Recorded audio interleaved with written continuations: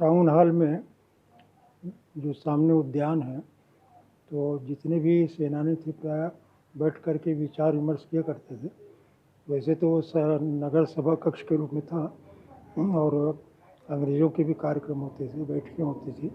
पर हमारे जो सामाजिक कार्यकर्ता थे या राजनीतिक कार्यकर्ता थे, तो उन लोगों की भी बैठकें विचार विमर्श का होता था। 1889 के बाद से लेकर के जैसे, और विशेष करके जो आज़ादी की लड़ाई में संदर्भ आता है, तो 1907 में वहाँ जो एक बैठक हुई थी, तो उस बैठक में एक प्रकार से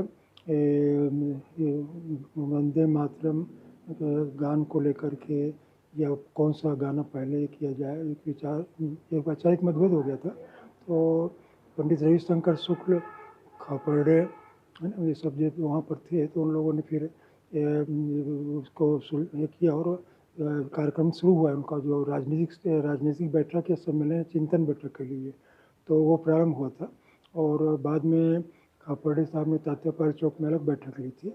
तो हम कह सकते हैं कि एक जागृति का केंद्र था, क्योंकि उस समय तक 1905 के बाद बंग भंग आंदोलन के बाद में एक जागृति पूरे देश में जागृति की लहर आ गई थी। 1906 में स्वदेशी आंदोलन का स्वरूप रहा, यद्यपि 1907 में ही सूरत कांग्रेस की का भी उल्लेख मिलता है। तो इससे बहुत सारी बातें हैं। तो वंदे मातरम गान से जो शुरुआत कार्यक्रम वगैरह सब किए थे, तो एक जागरूकता लोगों में आई। रायपुर के जितने भी लोग वहाँ पे थे, तरुण, वृद्ध, महिलाएं, बालक, तो उनमें ये सब जानकारी मिलती है। और इस प्रकार से हम देखते हैं कि कालांतर में भी जब कभी भी सेनानियों को आवश्यकता होती थी, तो जो महंत घासीदास संग्रहालय का अष्टकोणी भवन है, वहाँ जो खुला क्षेत्र था, वहाँ वो बैठते थे। बूढ़ा तालाब है या ऐसे जो सार्वजनिक स्थान है, तो उनका एक मकसद ये रहता था कि इसी संदर्भ में वे विचार विमर्श करके अपनी बातें जो कहते थे।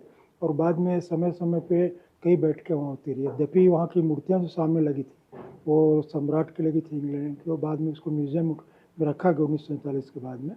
पर हम निर्माण के चलते हैं।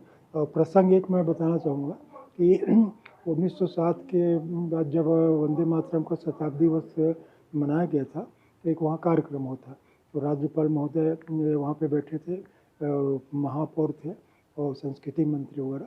तो राज्यपाल जी ने मुझे बुलवाया, मैं मंच पे गया और उनको सुझाव दिया कि यह विक्टोरिया मेमोरियल टाउन हॉल की अपेक्षा अगर हम वंदे मातरम शताब्दी वर्ष में वंदे मातरम नगर सभा कक्ष ये नाम दे सके तो अच्छा रहेगा। और उन्होंने तुरंत घोषणा कर दी थी चर्चा के बाद में।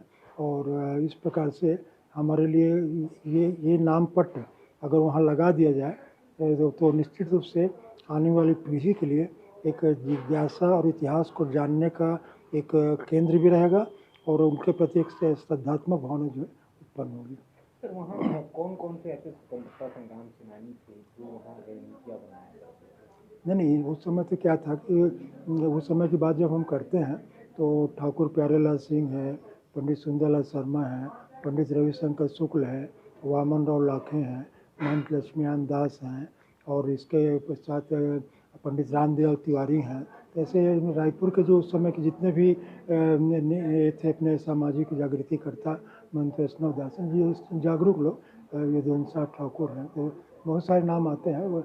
और उसमें खास करके सप्रे जी हैं, है ना, माधवराव सप्रे का तो खैर मैंने बाद में 1924 के बाद अपन एक, तो ऐसे जितने नेताओं का मैंने उस समय के जो सेनानी थे रायपुर के, उनके एक साथ बैठ के इकट्ठा होकर के बैठने की जो जगह थी, वो तो एक आनंद समाज वाचनालय था, और बाल समाज वाचनालय भी था ब्राह्मणपारा में, और पुरानी बस्ती में एक वाचनालय था, और पुष्टि, और इस प्रकार से कई रायपुर के थे जहाँ पे वो बैठ करके चर्चा किया करते थे।